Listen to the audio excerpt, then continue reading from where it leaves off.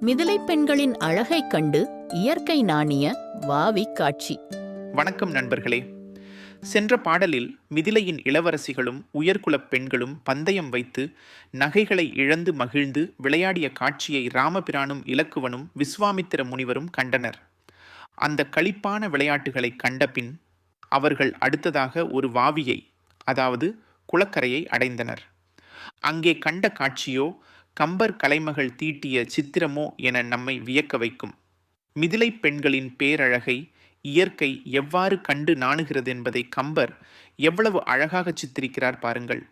பங்கயம், குவளை, ஆம்பல், படர்கொடி வள்ளை, நீலம், செங்கிடை, தரங்கம், கெண்டை, சினைவரால் இணைய தேம்ப தங்கள் வேறு உவமையில்லா அவயவம் தழுவி சாலும் மங்கையர் விரும்பி ஆடும் வாவிகள் பலவும் கண்டார். பங்கயம், குவளை, ஆம்பல், படர் கொடிவள்ளை, நீலம். ஆகா, என்ன ஒரு சொல்நயம்!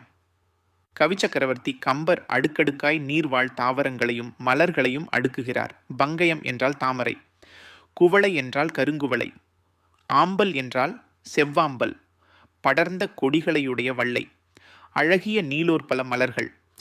இவைதான் பொதுவாக பெண்களின் முகம், கண், வாய், காது, கூந்தல் ஆகியவற்றிற்கு உவமையாகச் சொல்லப்படும் மலர்கள். ஆனால் இங்கு கம்பர் இவற்றை பட்டியலிடுவது எதற்காக தெரியுமா? செங்கிடை, தரங்கம், கேண்டை, சினைவரால்.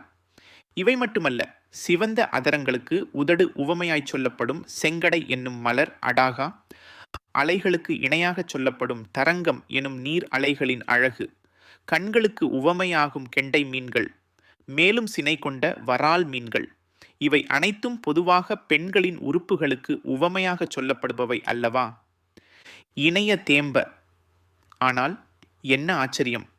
இணைய தேம் என்றால் இவை அனைத்தும் தாமரை, குவளை, ஆம்பல், வள்ளை, நீலோர்பலம், செங்கடை, தரங்கம், கெண்டை, வரால் மீன்கள் என இவையாவும் மிதிலை பெண்களின் பேரழகைக் கண்டு தாங்கள் அவற்றிற்கு ஒப்பாகவில்லையே என்று நாணி வாடி உள்ளம் தேம்பி நிற்கின்றனவாம்.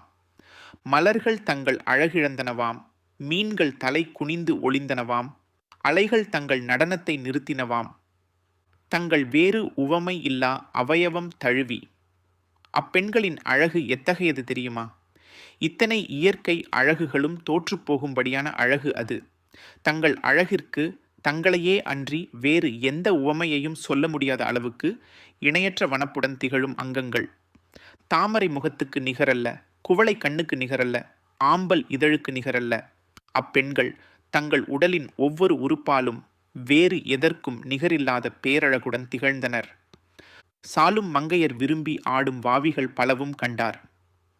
அத்தகைய சிறந்த மங்கையர்கள் தாங்கள் மனம் விரும்பி மகிழ்ந்து நீராடும் வாவிகள், குளங்கள் பலவற்றையும் ராமபிரானும் இளையவன் இலக்குவனும் பெருந்தவசியாம் விஸ்வாமித்திர முனிவரும் கண்டு கழிபேறு வகை எய்தினர். கம்பர் என்ன அழகாகச் சித்திரிக்கிறார் பாருங்கள்.